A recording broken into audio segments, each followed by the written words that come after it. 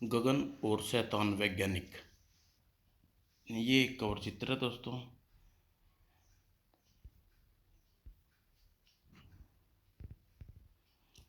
रिस्टन hotel की 8वीं मंजिल डाइनिंग हॉल में अचानक मानो तूफान सा आ गया। ओह, उफ, यह क्या? अरे, उफ! दोनों फुर्ती के साथ खड़े हुए। अब तो मेरे हाथों से बच नहीं सकते। मैं तुम्हें पुलिस के हवाले करके छोड़ूंगा शैतान। अगले ही पल उस साहसी युवक ने, जो और कोई नहीं गगन ही था, नकाबपोश को एक तीव्र झटका दिया। गगन, यहाँ से निकलना होगा। अगर इस हाल में यहाँ पुलिस द्वारा धर लिया गया तो मेरा कानून की पकड़ से बचना असंभव हो जाएगा। उसी ठीक उसी समय गगन की लात हवा में उठी, लेकिन नकाबपोश सावधान था। वार गगन पर उल्टा पड़ गया। उठो बच्चे, मेरे पास ज़्यादा समय नहीं है। गगन विद्युत सी तेजी से उठ खड़ा हुआ। तुम मुझे खत्म कर सकते हो शैतान, किंतु तुम्हें तब तक छोड़ने वाला नहीं हूँ। इससे पूर्व गगन कुछ कर पाता, नकाबपोश ने शक्तिशाली घूंसा उसके चेहरे पर पड़ा और गगन पीछे पड़ी मेज पर फिसलता चला गया और थड़ाक थड़ाक और 8वीं मंजिल से नीचे गिरने लगा। उफ! अगर नीचे जमीन पर टकरा गया तो जिंदा नहीं बचूंगा। मुझे बचना होगा। शायद यह कोट मेरा काम आ जाए। और तीसरी मंजिल पर उसकी कोशिश थोड़ी सी कामयाब हुई, लेकिन केवल कुछ पलों के लिए। सिर दी वह किसी नरम वस्तु में धंस गया। नीचे गगन सुरक्षित था। उफ! ये रुई सेब राटर यहाँ न खड़ा होता तो न जाने मेरा क्या हाल होता। Thank God.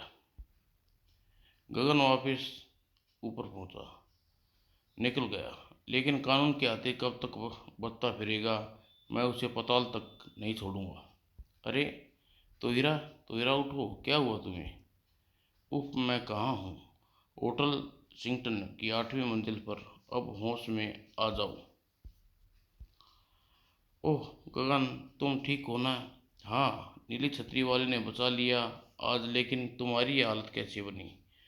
मैंने उस नकाबपोश को रोकने की चेष्टा की थी, जिसने तुम्हें खत्म कर देने का कोई कसर नहीं छोड़ी थी, लेकिन मुझे बेहोश करके भाग निकला। ओह गगन, तुम मुझसे कुछ छिपा रहे हो। कौन है वह नकाबपोश? तुम उससे कैसे टकरा गई? मैं तुम्हें सारी कहानी सुनाऊंगा, लेकिन पुलिस, यहाँ से निकलो। तभी होटल का मैनेजर भी वहां पहुंचा। गगन ने उसे अपना परिचय दिया था। पुलिस के लिए कोई संदेश छोड़ वह दोनों वहां से निकल गई और बाहर खड़ी अपनी कार में सवार होते चले गए। गगन तो आप बीती सुनाने लगा। उस समय राष्ट्रीय मार्ग होकर मेरी कार तुम्हारे घर की ओर बढ़ रही थी। अचानक भूत की तरह वहाँ एक कार प्रकट हुई। एक्सीडेंट की संभावना से ही मेरे प्राण सूख गए थे, लेकिन वह कोई बहुत कुशल ड्राइवर था। कार को इस प्रकार मेरी कार के ऊपर से उड़ा ले गया और मैं स्वयं संकटित हो उठा। किंतु वह कार एक ट्रैफिक सिग्नल बूथ से के टकराने से नहीं रोक सका। मैं तुरंत कार से बाहर निकला और देखकर चौंका। ओह, ये तो मानव अंग गुर्दे बक्स में सब उप। मैं हक्का बक्का सा खड़ा था कि अचानक ड्राइवर निकल कर भागा। मैं उसके पीछे लपका, लेकिन भागकर वह स्वयं को शक के गहरे दायरे में घेर लिया था। कुछ ही दूर मैंने उसे थाम लिया। ठहरो ड्राइवर प्यारे, तुम्हारे अभी मेरे सवालों का जवाब देने हैं। तुम चले गए तो कौन सवालों अधूरे रह जाएंगे। उफ। किंतु मेरे अनुमान से कुछ ज़्यादा ही फुर्तीला निकला। लेकिन उसकी फुर्ती का अनुमान होते ही मैं पूर्णतः सजग हो गया और मेरे ऊपर कूदा। मैं एक और पलट गया। आह। साथ ही हम दोनों उछल कर खड़े हुए। अब आमने सामने थे। उसने धोखे से एक बार फिर मुझकर हवा में उछाल भरी। अगली छलांग में मैं संभल गया। मैंने उस पर छलांग लगा दी और फिर धड़ाक धड़ाक। और उसके बाद मैं फिर उठ ना सका और उसे लेकर हेडक्वार्टर के गुप्त रूम में पहुंचा। टार्चर चेयर पर। बताओ कौन हो तुम? और अधिक समय तक मेरा टार्चर सहन न कर सका। तब मैंने उससे पूछा, बताओ कार की डिग्गी में रखे मानव अंग कहाँ से ला रहे थे? मैं नहीं जानता। एक व्यक्ति को राह में यह कार मुझे सौंप दी, लेकिन कार लेकर मैं कहाँ जा रहा था यह तुम्हें बता सकता हूँ। ठीक है, वही बताओ। Hotel Shelton, 7th floor, room number travel 333। वह नकाबपोश मुझसे वह कार की डिलीवरी लेता, बदले में मुझे पैसे मिल जाते, लेकिन मेरी किस्मत खराब थी। मैं तुमसे टकरा गया। होटल शिल्टन और फ्लोर रूम नंबर 333। मैं तुरंत ही होटल शिंगटन में पहुंचा। यही कमरा है। नकाबपोश यहाँ मिलेगा। मैंने दरवाज़ा खटखटाया। अंदर आठ उत्पन्न हुई। ओह, कोई आ रहा है। लेकिन दरवाज़ा खुलते ही मुझ पर अप्रत्याशित रूप से हमला हुआ कर दिया। इसी के साथ तेजी से कमरे से तरफ भागा। अचानक समझ गया कि वह भागना चाहता है, अतः मैं फुर्ती से साथ उसके पीछे लपका। वह तेजी के साथ सीढ़ियों से उतरने लगा और मेरे ऊपर से ही उस पर छलांग लगा दी। ठहरो हत्यारे। और उसे लेता हुआ नीचे जाने लगा। और उसके बाद हम दोनों ड्राइंग हॉल में कांच की छत पर जा गिरे। और फिर जो हुआ तुम्हारे से छिपा नहीं रहा, क्योंकि मैं समझता हूँ कि हमारी मुठभेड़ के समय तुम वहाँ मौजूद थी। हाँ थी, लेकिन इसका मतलब यह हुआ कि तुम उसकी सूरत देख पाने में कामयाब नहीं हो सके। नहीं, उसे मैंने पुलिस के हवाले कर दिया, लेकिन पुलिस आज उसे अदालत में पेश करेगी। पूछताछ रिमांड पर ले चुकी होगी। और अभी तक रोजर नाम का ड्राइवर तुम्हारे कब्जे में है। गगन ने पुलिस स्टेशन पहुंचा। मुझे उम्मीद तो नहीं है। हो सकता है पुलिस उससे कोई और जानकारी हासिल कर ली हो। उसके पीछे एक पुलिस जीप आकर रुकी।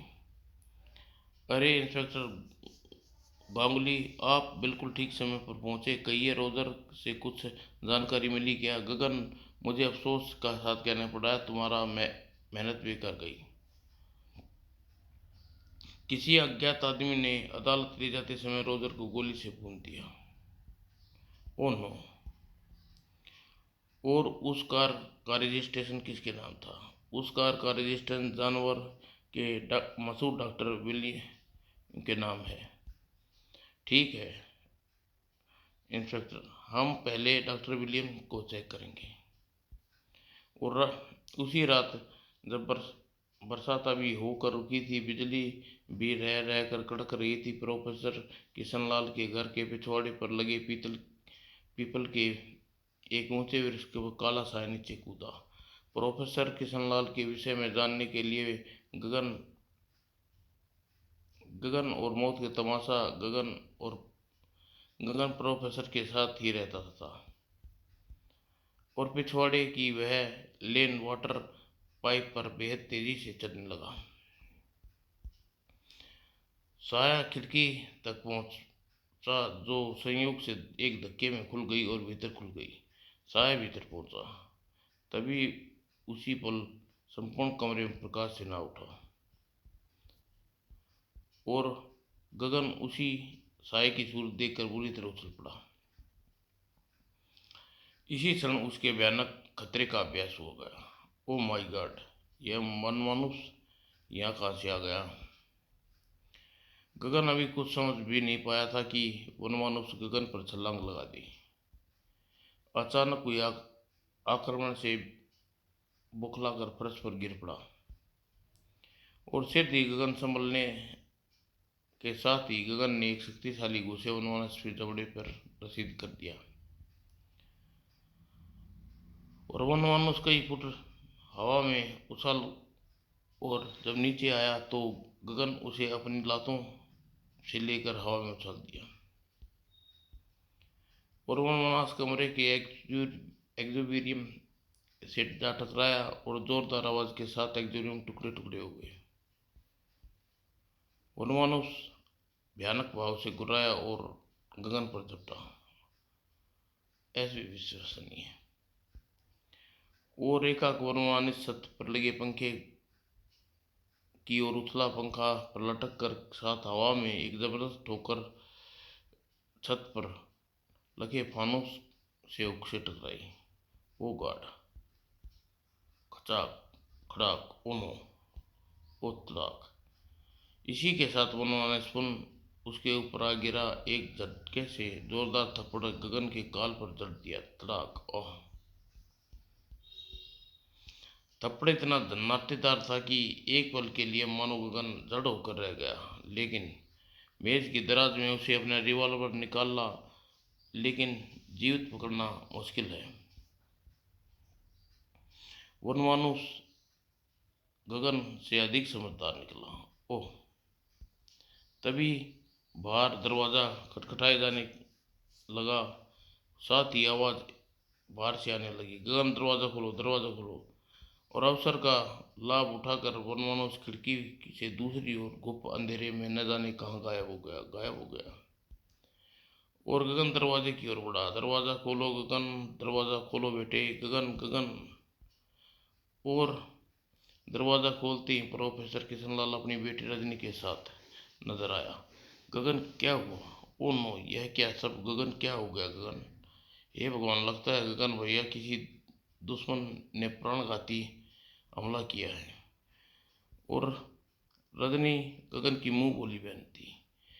गगन, वह कौन था वह? आप सुनोगे तो उछल पड़ोगे अंकल, एक वनमानुस था। वनमानुस? मैंने कहा था न कि आप उछल पड़ोगे। और जानते हैं वह क्यों आया था? मेरी हत्या करने। लेकिन भला एक वनमानुस के लिए तुम हत्या जैसे शब्द का प्रयोग कैसे कर सकते हो? क्योंकि जब यही हकीकत है, उससे इनकार नहीं किया जा सकता। मेरा यकीन करो रजनी। और आप अंकल मुझ खत्म करने आया था। उसकी लड़ाई के दाव पहुंच देखकर दंग हो उठा। वह किसी मामूली वनमानुस का नहीं बल्कि एक प्रत्यक्ष वनमानुस का काम है। ऐसे मनुष्य का, वनमानुस का, जो हमें इंसानों की तरह ही सोच समझता है। अगले दिन गगन ताहिरा से मिलकर उस रात की घटना के विषय में बताया।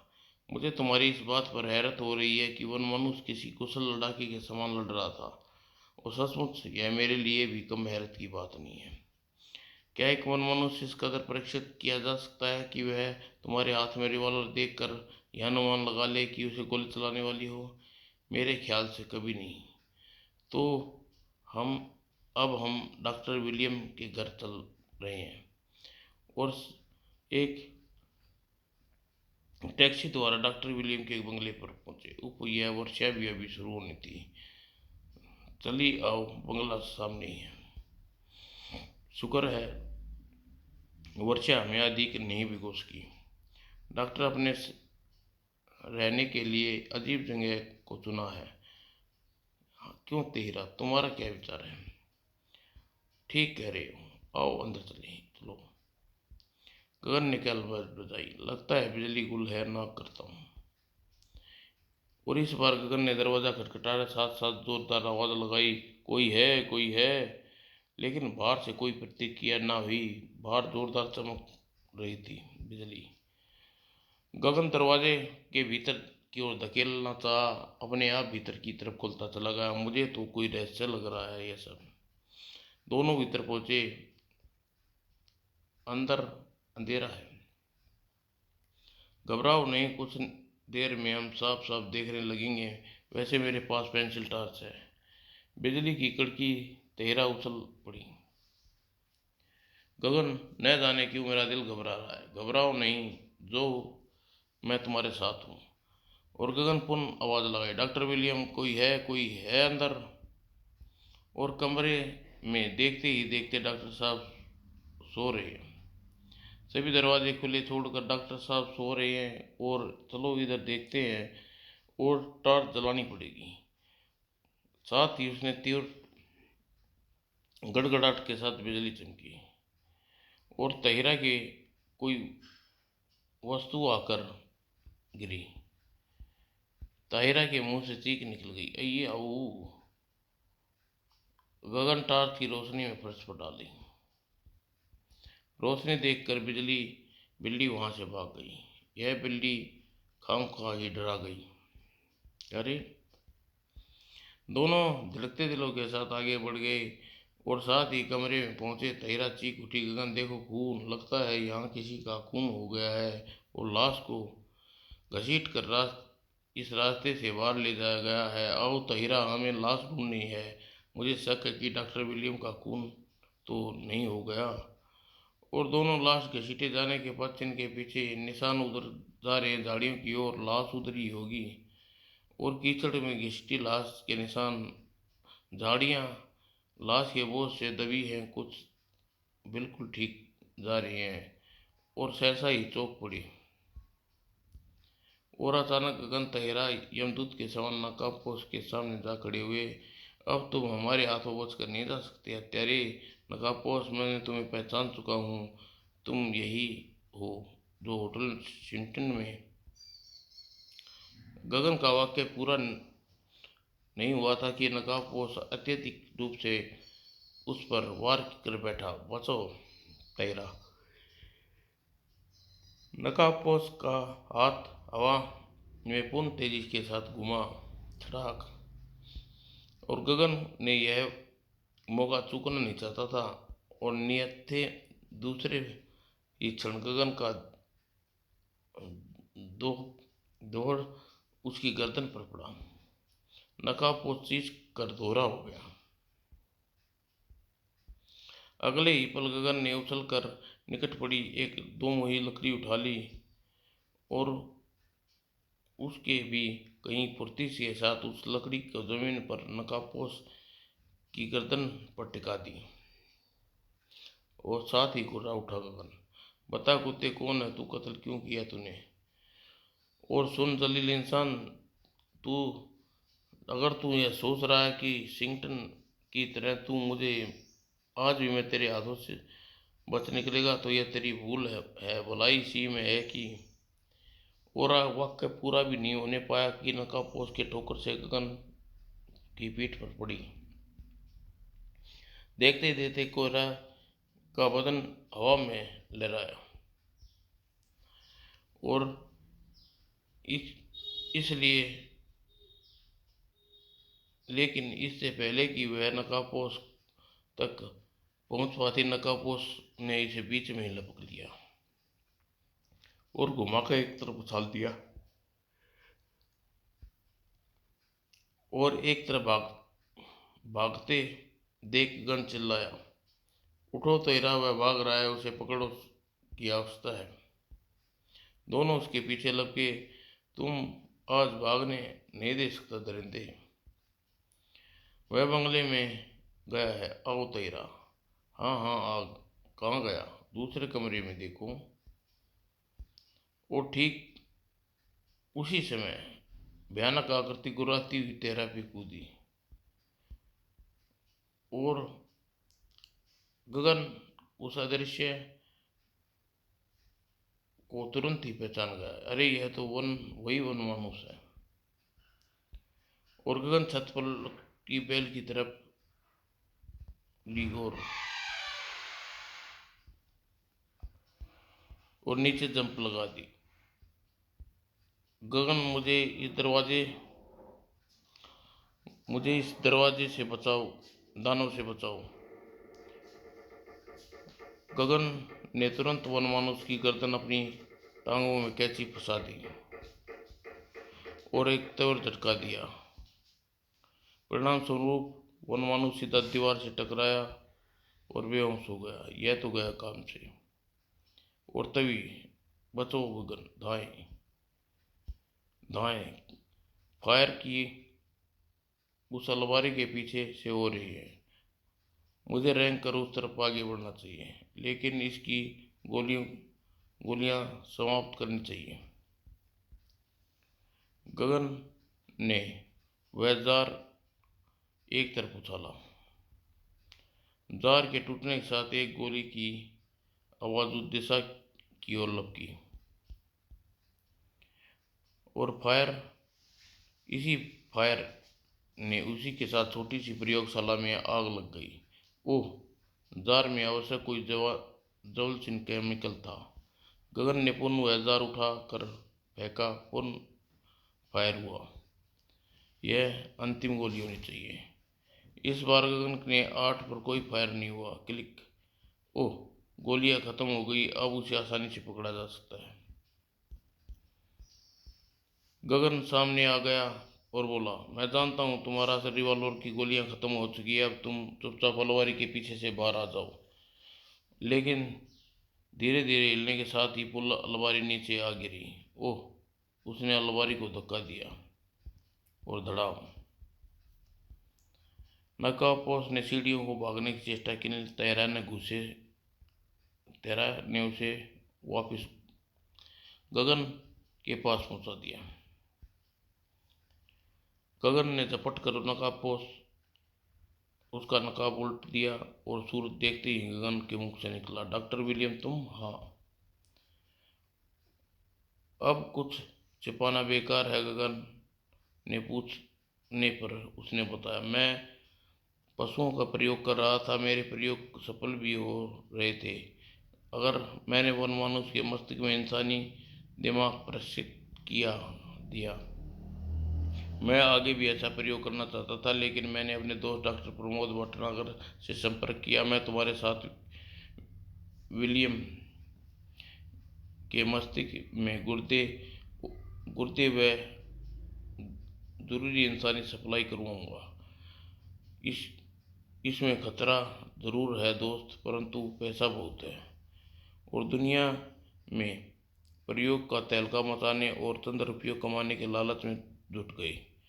ठीक है दोस्त, जब जो मरीज अस्पताल में मरेगा उससे ज़रूरी अंग निकाल कर तुम्हें भेज दूंगा। नहीं न मरे तो मार देना यार। हा हा हा, सावधानी से। और भटनागर अस्पताल में कई मरीज मरता तो उसके जिस्म से मस्तिष्क वगैरह निकाल लेता और कार में रखकर किसी अनजान आदमी के हाथ शेल्टन होटल पहुंचा देता। सुनो भाई, मुझे बहुत ज़रूरी काम है, कृपया मुझे यह कार शेल्टन होटल पहुंचा दो, बदले में तुम्हें पैसा मिल जाएगा। पैसे के लालच में आदमी कार मुझे तक पहुंचा देता और पैसे देकर विदा कर देता। अच्छा भाई, वाह, अच्छा आइडिया। अगर रास्ते में कार पकड़ी जाए तो हम साफ बच जाएंगे, फंसेगा तो ड्राइवर। और मेरा घर होटल के पीछे ही था। मैं कार से वहां से अपना सामान लेकर निकल लेता। सावधानी से इसे अंदर ले चलूं। वनमानुष में आदमी का दिमाग डालना है। और किंतु दुर्भाग्य, तुम उस दिन रोजर को पकड़ लिया और तुम होटल में पहुंच गए। लेकिन मैं किसी तरह वहां से बच निकला। आज तो बच गया। और रोजर की हत्या करने के बाद मैंने अपने इंसानी दिमाग वाले वनमानुष को तुम्हें मारने भेजा, लेकिन इसका नाकाम वापस लौटा। आज सुबह तुम्हारे बारे में सोच ही रहा था कि भटनागर मेरे पास आया और बोला, दोस्त, यह काम जितना सोच रहा था उससे ज़्यादा खतरनाक है। इसमें अब और तुम्हारा साथ नहीं दे सकता। नहीं भटनागर, तुम ऐसा नहीं कर सकते। अब मेरे लाख समझाने पर भी मेरे अरमानों पर पानी फेरने पर तुला था। ठीक है भटनागर, तुम मेरा साथ नहीं दो तो मेरा रहस्य जानकर तुम दुनिया का भी साथ छोड़ना पड़ेगा। और मैंने उसे मार दिया और अब उसकी लाश दफना दूं। तभी तुम आ गई और मेरा खेल खत्म हो गया। तभी इंस्पेक्टर गांगुली ने प्रवेश किया। आइए इंस्पेक्टर, आपका मुजरिम यही है, डॉक्टर विलियम, और इसे हिरासत में ले जाइए। लान में एक लाश पड़ी है, आप इंतजार कर रही है। तायरा और गगन इंस्पेक्टर को समझाकर वहां से चले गए। चलो गगन, शिल्टन में डिनर हो जाए।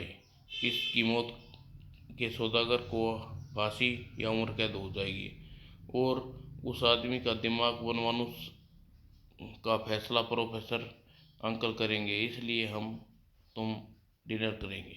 समाप्त दोस्तों।